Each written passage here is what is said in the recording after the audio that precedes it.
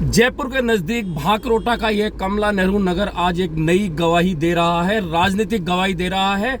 सचिन पायलट की जन संघर्ष यात्रा जो अजमेर से 11 मई को शुरू हुई थी, वो 15 मई को आज समाप्त हुई है। लेकिन इसी के साथ सचिन पायलट ने एक नए संघर्ष का ऐलान कर दिया। संघर्ष इस बात का साथ में 3 मांगे रखी है।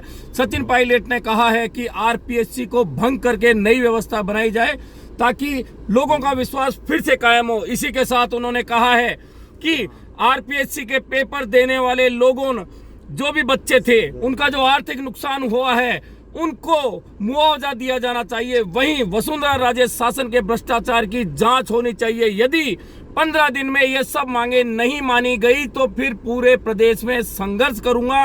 अब तक मैंने अनशन किया, गांधीवादी तरीके से आंदोलन किया, पदयात्रा निकाली, लेकिन अब यह संघर्ष पूरे प्रदेश में होगा। यानी कि अब सचिन पायलट ने बिल्कुल आर पार की लड़ाई का मानस बना लिया है। हालांकि उन्होंने कहीं भी फिर कांग्रेस के खिलाफ कोई बात नहीं की, लेकिन मुख्यमंत्री पर सीधा निशाना साधा है। उन्होंने भ्रष्टाचार के मामले को लेकर कहा है कि मुख्यमंत्री बार बार अपनी ही पार्टी के नेताओं के खिलाफ बात करते हैं, खिलाफ बयान देते हैं, लेकिन भाजपा नेताओं की बड़ाई करते हैं। आखिरकार यह गठबंधन है क्या? मैंने कभी गठबंधन की बात नहीं की, लेकिन जब इस तरह की बातें होती है तो लोगों के मन में शंकाएं होती है। सचिन पायलट का यह संघर्ष का ऐलान बता रहा है कि राजस्थान में कांग्रेस के लिए इस बात से निपटना बहुत आसान नहीं है, क्योंकि जिस तरह से भारी भीड़ उमड़ी है उसके बाद सचिन पायलट, उनके समर्थक विधायकों का जो जोश था वह दोगुना तिगुना देखने को मिला है। इसी के साथ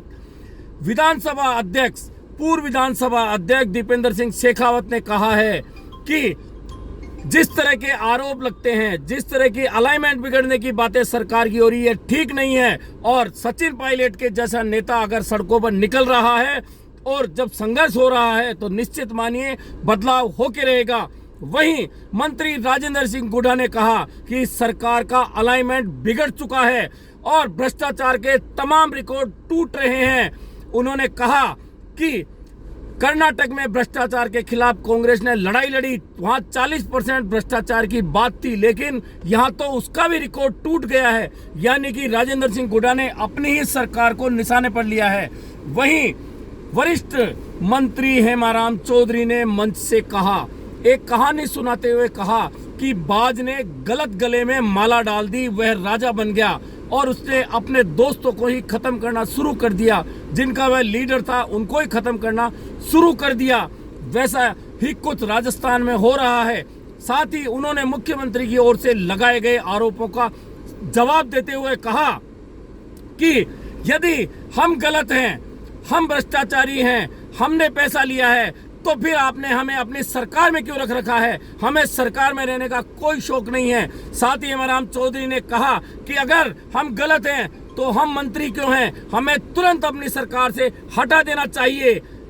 इस तरह से आज वार पलटवार हुए। वहीं विधायक वेद सोलंकी ने कहा कि सचिन पायलट हमें आदेश दे दें कि वे क्या चाहते हैं। वे इन कार्यकर्ताओं की हमारी परीक्षा कब तक लेना चाहते हैं? हमारा खून पसीना उनके लिए बह रहा है और ये युवा जो आज आया है वह परिवर्तन चाहता है।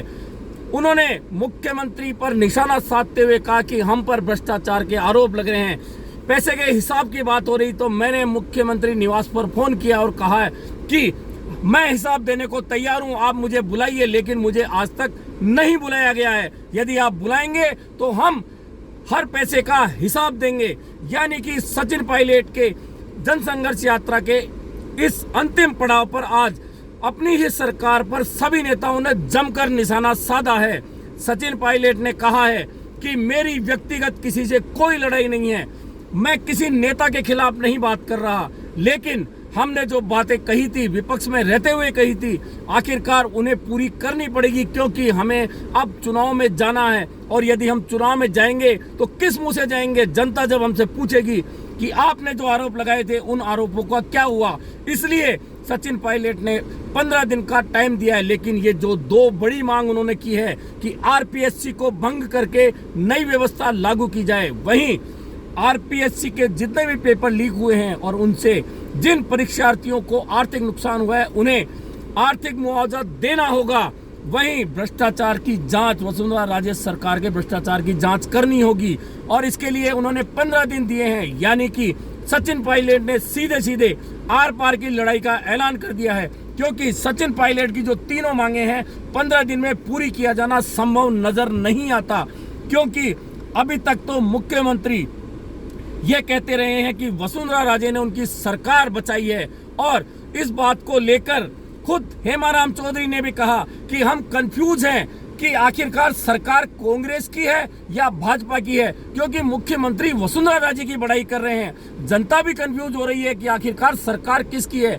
यानी कि कुल मिलाकर मुख्यमंत्री पर मंत्री और विधायक जहां हमलावर रहे, वहीं वसुंधरा राजे सरकार के भ्रष्टाचार की मांग लगातार यहां उठती रही और सामने जिस तरह से जनता उमड़ कर आई है, उसके बाद सचिन पायलट उनके समर्थकों का जोश और बढ़ गया है और उसी जोश का नतीजा है कि 15 दिन के बाद में प्रदेश स्तरीय आंदोलन की घोषणा सचिन पायलट ने कर दी है। ऐसे में देखना यह होगा कि आखिरकार इस संघर्ष का अंत कब होगा और क्या कांग्रेस आलाकमान इसी तरह से यह देखता रहेगा, इस संघर्ष को देखता रहेगा या कोई राह निकालेगा, देखना यह होगा।